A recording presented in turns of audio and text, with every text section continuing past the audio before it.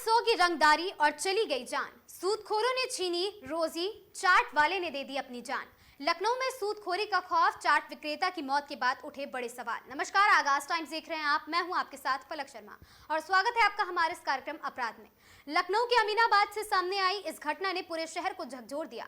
आरोप है कि वर्षों से चाट बेचकर परिवार चलाने वाले एक दुकानदार ने सूदखोरों और कथित रंगदारी वसूली से परेशान होकर जान दे दी है। परिवार का दावा है कि लगातार धमकी, मारपीट और दुकान न लगा देने की वजह से वो मानसिक रूप से टूट गया था और इस मामले ने बाजारों में चल रही कथित अवैध वसूली और साथ ही सूदखोरी के नेटवर्क पर गंभीर सवाल खड़े कर दिए। करीब 30 साल से अमीनाबाद के लाल खंबा इलाके में चाट की दुकान लगाने वाले फतेहगंज निवासी अजय अग्रहरी का परिवार आज इंसाफ की मांग कर रहा है। परिवार का आरोप है कि इलाके के कुछ दबंग उनसे रोजाना 500 रुपए की रंगदारी वसूलते थे। इतना ही नहीं, वहां पर वो ब्याज पर लिए गए पैसे को लेकर भी उन पर लगातार दबाव बना रहे थे। परिजनों के मुताबिक अजय ने कुछ समय पहले उधार लिया था और किस्तों में रकम चुका भी रहा था, लेकिन इसके बावजूद कथित सूदखोर लगातार प्रताड़ित करते रहे। आरोप है कि करीब 15 दिन पहले उनके साथ मारपीट की गई। तब उनके बड़े भाई मुकेश अग्रहरी ने 15,000 रुपए देकर विवाद खत्म करने की कोशिश की, लेकिन हालात बदले नहीं। परिवार का कहना है घटना वाले दिन जब अजय रोज की तरह दुकान लगाने पहुंचे तो कथित आरोपियों ने उनका सामान फेंक दिया और दुकान लगाने पर रोक लगा दी गई।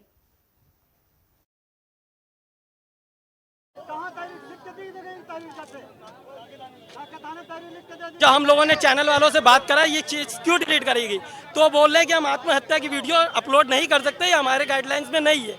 उनको एक मोटा पैसा पहुंचा जिससे उन्होंने इस वीडियो को डिलीट मारा।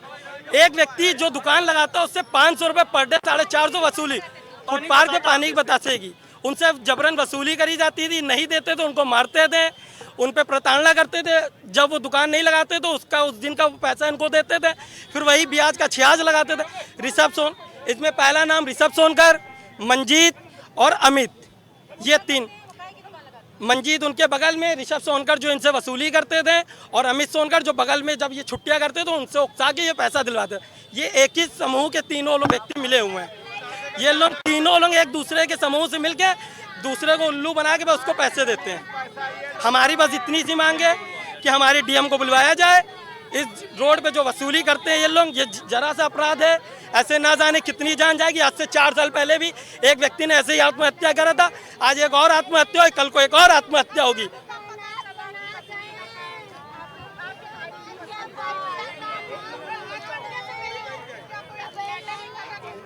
मैम, इन्होंने मुझे, जब मैं इनकी दुकान आया था 7-8 दिन पहले, तो इन्होंने बोला कि मुझे ऐसी प्रताड़ना दी जा रही है, इन लोग मुझसे ब्याज लेते हैं और पैसे लेते हैं। तो जब मैं आया मौके पे तो मैंने बात करी सामने वाले जो मंजीत और ऋषभ है, मैंने बोला कि आप लोग पैसे लेते तो पैसे लीजिए, आप लोग मारते क्यों हैं? तो उन्होंने, मैम वो ब्याज इस तौर पे था कि जिस दिन वो दुकान नहीं लगाते थे उस दिन का इनको जबरन पैसा दिलवाया जाता था कि तुम पैसा लो और हमें दो।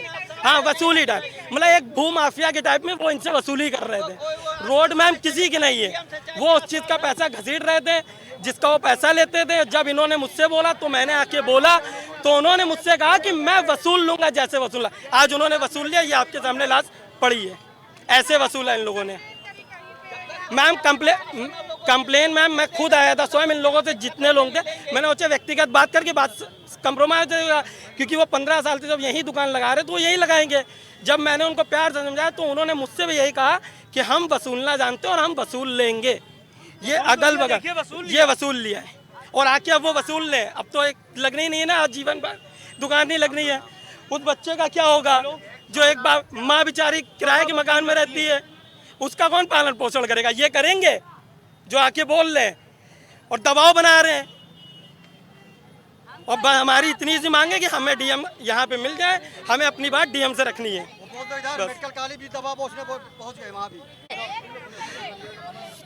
सुबह मटर सवेरे उबाले, चाय पानी नाश्ता करके गए। हम 2 बजे घर में आए। मेरा बेटा बताया इसकी मम्मी सारी मटर, सारा पानी बतासा सब लोग बहा दे, पापा को मारे, लेटे रहे। हमने पूछा, कुछ नहीं बताए। फिर दोबारा हमने दाल लेने चले गए। आए तो लगे रहे, कॉल मारते रहे, भैया मार चले गए।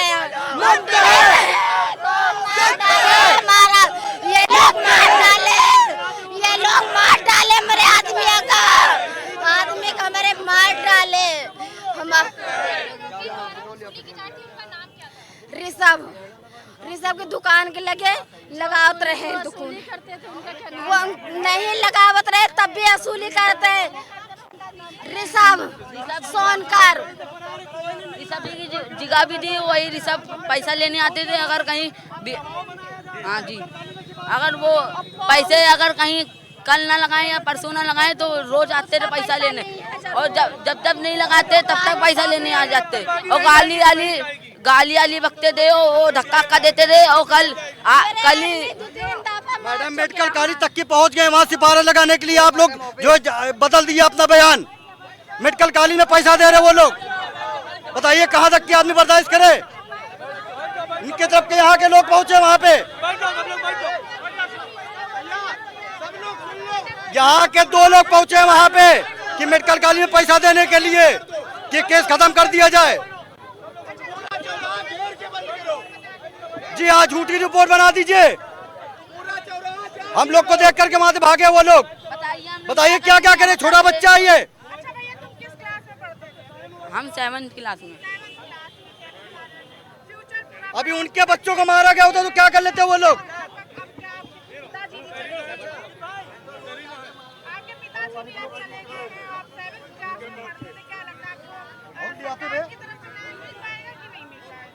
नहीं मिल पाएगा, नहीं मिल पाएगा जी, नहीं मिल पाएगा।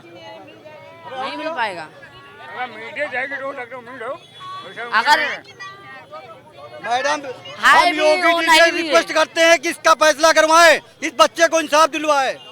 योगी जी सबको इंसाफ दिला रहे तो बच्चे को भी इंसाफ दिलवाए। उनके घर को खोदा जाए, उनको घर के पता करा जाए उनको। अगर उनके साथ यही होता तो क्या करते वो। इस बच्चे की शक्ल देखिए, क्या कर लेगा ये बच्चा इतनी उम्र में, अपनी माँ को कहाँ से पाल लेगा ये। फिलहाल पुलिस मामले की जांच कर रही है और जांच के बाद आरोपियों की सच्चाई पूरी तरह सामने आएगी। लेकिन अगर परिवार के आरोप सही साबित होते हैं तो ये मामला सिर्फ एक व्यक्ति की मौत नहीं बल्कि अवैध सूदखोरों और रंगदारी के खिलाफ व्यवस्था की बड़ी परीक्षा बन सकता है। अपराध के इस एपिसोड में आज के लिए बस इतना ही। मैं थी आपके साथ पलक शर्मा। देखते रहें आगाज टाइम।